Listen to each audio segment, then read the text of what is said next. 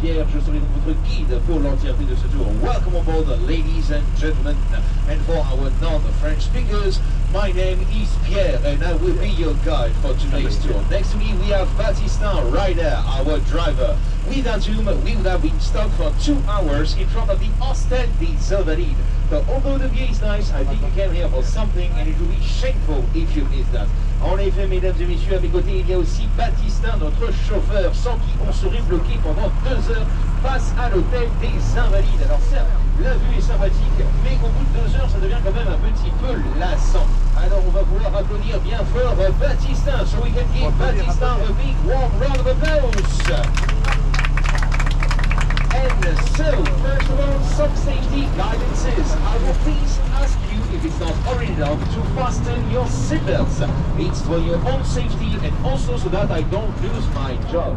En effet, mesdames et messieurs, je vais vous demander si ce n'est pas déjà fait de bien vouloir mettre vos ceintures de sécurité. Il en va en effet de votre sécurité, mais également de ma sécurité, à savoir ma sécurité de l'emploi. Puisque si vous n'avez pas vos ceintures, je peux me faire virer. Donc pensez-en comme une manière professionnelle et mettez vos ceintures droites. De plus, si jamais vous voulez prendre des photos ou des vidéos pendant le tour, sachez que vous pourrez, puisque en effet, je vous offre mon droit à l'image. Vous avez donc cette vue imprenable sur l'un des monuments les plus imposants de la capitale. Moi, pas forcément le plus visité, mais l'un des plus imposants, j'en suis certain. So, if you want to take pictures during the tour, of course you can. Just remember, if you do so, to keep your arms, and if you're flexible enough, even your legs inside the bus for the whole tour. And of course, you can also take pictures of the most ginormous monument in town, myself. Also, I'm not just visiting the big Eiffel Tower, you can still take pictures of me, I don't care. And my little introduction will not be complete without me introducing you guys to Marcel. Who is Marcel? Well, it's of course the name of the bus. And therefore we have a bit of a tradition here at Les Canards de Paris. When you hear me say Marcel, you will have to do quack quack, like the ducks, okay? So I translate it in French and then we are set and ready. En effet, mesdames et messieurs, mon introduction ne sera pas complète sans que je vous parle de Marcel. Qui est donc Marcel, c'est complètement le nom de ce bus. Et du coup, on a une petite tradition ici au Canard de Paris. C'est dès que vous entendez dire le mot Marcel, vous allez devoir me répondre par un coin-coin, comme un canard, comme les fameux canards de Paris. Alors attention, c'est parti. The wonderful day today to be here inside Marcel. Alrighty, this time trivia. Alors attention, cette fois-ci un peu plus subtil. Aujourd'hui, comme il fait un peu frais, certes, j'ai mis pour le manche courte, mais heureusement que je ne suis quand même pas sorti en Marcel. Alright, this time very hard. Alors attention, cette fois-ci très très dur. Si jamais je vais dans le sud de la France, j'irai bien me voir un petit pastis de Marseille. No, this time it was a trick. I was talking about the town in the south of France that we call Marseille, the town of Basila, as it was called by the Greeks. En effet, mesdames et messieurs, cette fois-ci c'était un piège. Je parlais évidemment de la ville de Marseille. And I was not talking about my cousin, because of course my cousin, his name is Marcel. Alright, so now that we are settled, let's begin. Each 2 hours start near the Jean building called the Hostel des Invalides with the Golden Dome. Invalide in French, it means crippled or disabled. Therefore, it was not actually an hostel, but a military hospital built under the reign of French King Louis XIV. Because Louis XIV acknowledged that the might of the French kingdom actually came from his soldiers. Therefore, he wanted his soldiers to feel great, and when they were maimed or injured, they could be cured at the Hostel des Invalides. Indeed, at the time over there, you had the Giant Hospital, you had also a barracks and a gun factory, everything to wage war. Nowadays, you will find the museum of the army, but of course, Napoleon's tomb. Because indeed, the French emperor is actually buried over there. En effet, l'hôtel des Invalides, c'était notre point de départ. Malgré son nom, ce n'était pas un hôtel, on venait le matin, avec son café, son croissant, on est tout journal, pas du tout. C'était un hôpital de guerre, construit dans le pays du fameux roi Louis XIV, le roi Soleil, qui avait bien compris que le rayonnement du royaume de France à l'international passait par la puissance de ses armées. Du coup, il voulait que ces soldats soient bichonnés et bien traités, et c'est pourquoi il leur avait construit un gigantesque hôpital. À l'époque, on trouvait également là-bas quoi, une caserne, une manufacture d'armes, tout pour faire la guerre. De nos jours, on y trouve le musée de l'armée, le musée de l'ordre de la libération, mais surtout le tombeau de Napoléon. Vous saviez qu'il est actuellement enterré dans un cercueil,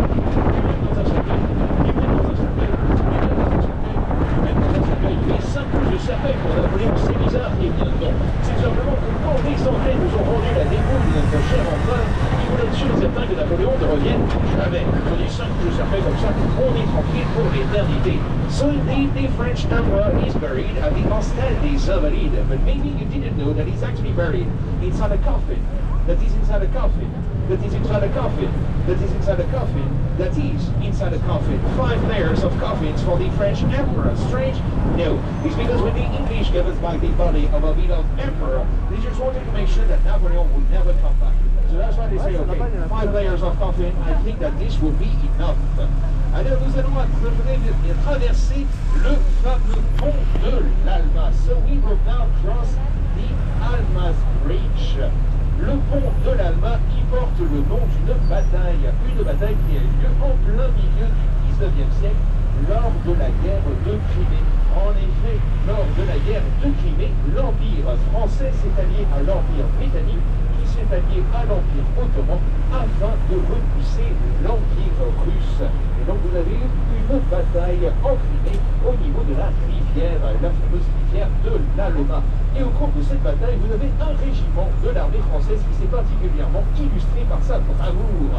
C'est le fameux régiment des Zouaves de l'armée d'Afrique. Et c'est pour ça, sous le pont de l'Alma, vous avez la fameuse statue du Zouave, avec son pied un petit peu rehaussé. Et quand son pied il est sous l'eau, eh bien on sait qu'il va y avoir des crues de la Seine. Sauf que bien évidemment, de nos jours, les crues elles sont quand même moins importantes qu'en 1910. Vous avez jusqu'à plus de 50 cm d'eau.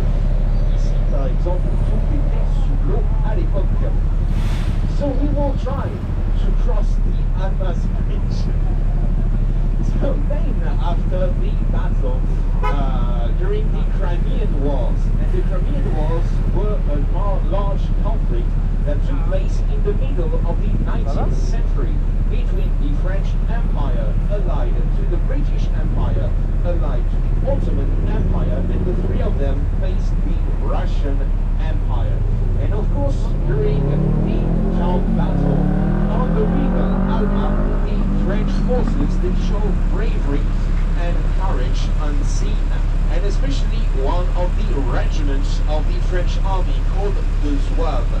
And that's why you have actually under the bridge, under the Alma's Bridge, a statue of one of the soldiers of the Zouave regiment. Alors en effet, à peine nommé empereur, enfin autonommé plutôt empereur des Français, Napoléon III, il est directement confronté à un conflit majeur, puisqu'en effet, la guerre de Crimée, eh bien, elle va l'occuper pendant les premières années de son règne, et elle est souvent considérée comme une espèce de guerre mondiale 1.0, puisque vous avez eu pas mal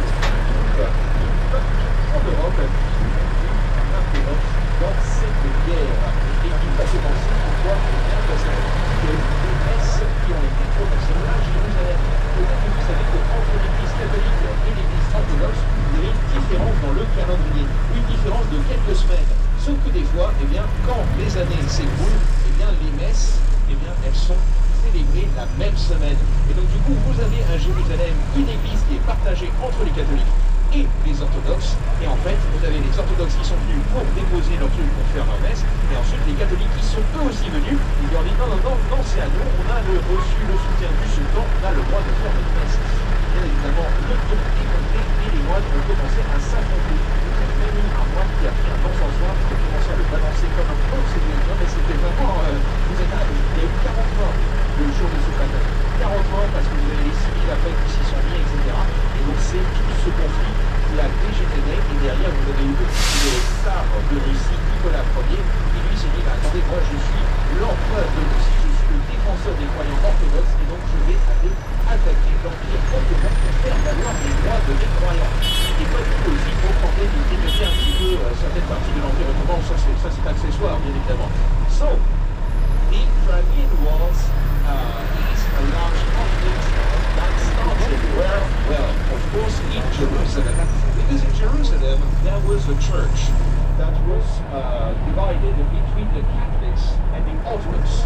And of course, maybe you know that there is actually a large difference between the Catholic calendar and the Orthodox calendar. There is actually like 2 weeks apart. And that means that if you go all the way through the ages, sometimes Easter comes in the same day for the Catholics and the Orthodox. Of course, in Jerusalem, the Catholics were ready to do the Mass.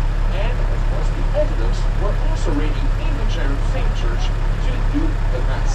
And of course it all broke down and there was a huge fight, and during these fights there were actually 40 people who lost their life.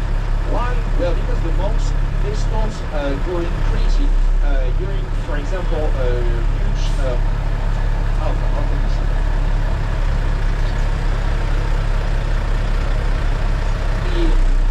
They to spray incense. I lost the word in English.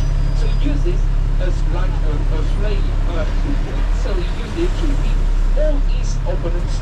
And during the fight, of course, 40 people lost their life. Therefore, the Russian Tsar Alexander III, he said, well, I'm the Tsar of Russia, I'm the defender of the believers of my faith, and therefore I should be able to make them have their right to pray in Jerusalem that at the time was held by the Ottoman Empire. And of course, he also waged war against the Ottomans to claim some territories for himself. But yeah, it was of course to defend the Orthodox believers. And talking about Russia, if you take a look to the right, you have a bridge with 4 giant columns and golden statue.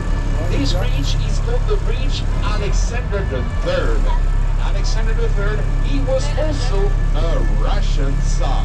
Et donc en effet, si jamais vous regardez par contre sur la droite, vous allez avoir un pont avec 4 grandes colonnes et des statues dorées. Ce pont, c'est le fameux pont Alexandre III.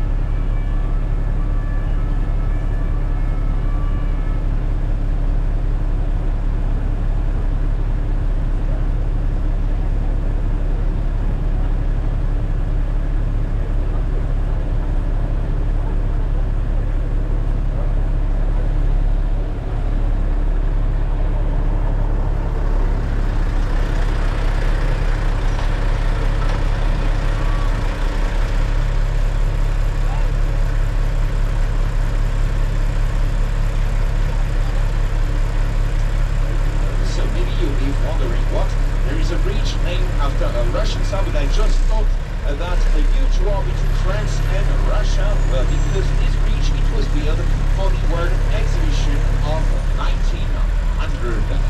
And therefore, at the time, there was a big alliance between France and Russia. Because indeed, in the 1850s, it was Napoleon III